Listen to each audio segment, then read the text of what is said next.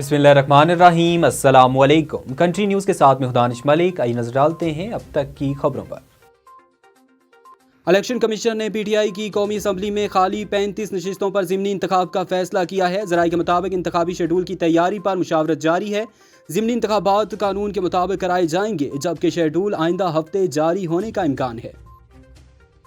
वज़ीर आला पंजाब चौधरी परवेज़ इलाही का कहना है कि हम पंजाब में chief election commissioner Sikandar Sultan Raja का बनाया हुआ निगरान वज़ीर आला नहीं चलने देंगे। लाहौर में मीडिया से गुफ्तगू करते हुए चौधरी परवेज़ इलाही का कहना था कि पंजाब में जब भी इलेक्शन होंगे हम भरपूर मुकाबला करेंगे।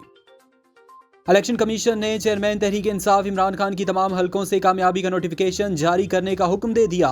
इलेक्शन कमीशन ने इमरान खान की जानिब से कामयाबी के अखराजात की तफसीलात जमा न कराने पर नोटिस लिया था, जिस पर इलेक्शन कमिश्नर की ज़ेर सदारत 5 रुकनी कमीशन ने महफूज फैसला सुनाया। वज़ीर आज़म शहबाज शरीफ ने इजाफी टैक्स आयद करके 150 से 200 अरब रुपए जमा करने, गैस और बिजली के निर्खों में इजाफे और मिनी बजट लाने समेत कई सख्त फैसलों पर अमल दरामद के लिए असूली मंजूरी दे दी, ताकि IMF के साथ बातचीत में तातुल को ख़त्म किया जा सके। अमीर जमात इस्लामी कराची हाफिज नईम ने कहा कि पीपल्स पार्टी दोबारा गिनती के नाम पर कब्जा करके धांधली करना चाहती है। कराची में प्रेस कॉन्फ्रेंस करते हुए हाफिज नईम ने कहा कि बल्दियाती इंतखाबात में वोटर टर्न आउट 25% से जायद रहा। 4 मरतबा बल्दियाती ऐलान होकर इलेक्शन मुलतवी हुआ।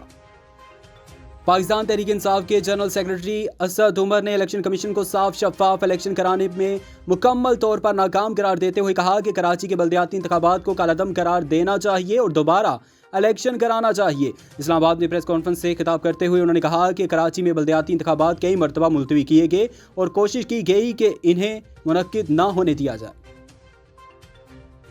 वफाकी वज़ीर ख़जाना इसहाक डार ने तस्दीक करते हुए बताया कि मुत्तहिदा अरब अमारात ने पाकिस्तान के लिए $2 अरब डिपॉजिट्स रूल ओवर कर दिया। वज़ीर ममलिकत बराए ख़जाना आयशा गौस पाशा ने कहा कि IMF प्रोग्राम की बहाली चाहते हैं और हुकूमत की ख्वाहिश है कि आम आदमी पर ज़्यादा से ज़्यादा बोझ ना पड़े, लेकिन IMF हमें दूसरी तरफ ले जाना चाहता है।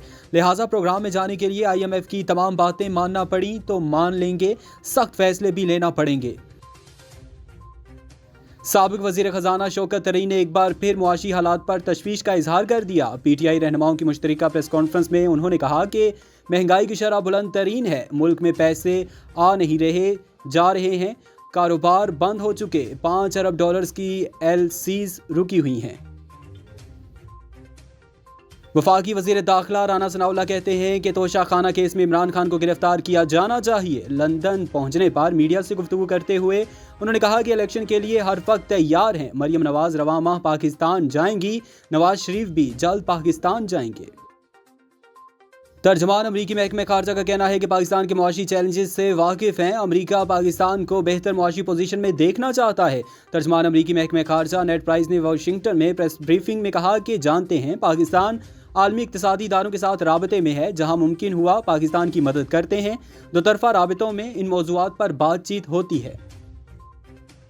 पंजगोर में पाक ईरान सरहद पर चकाब सेक्टर में दहशतगर्दों के हमले में सिक्योरिटी फोर्सेस के 4 जवान शहीद हो गए।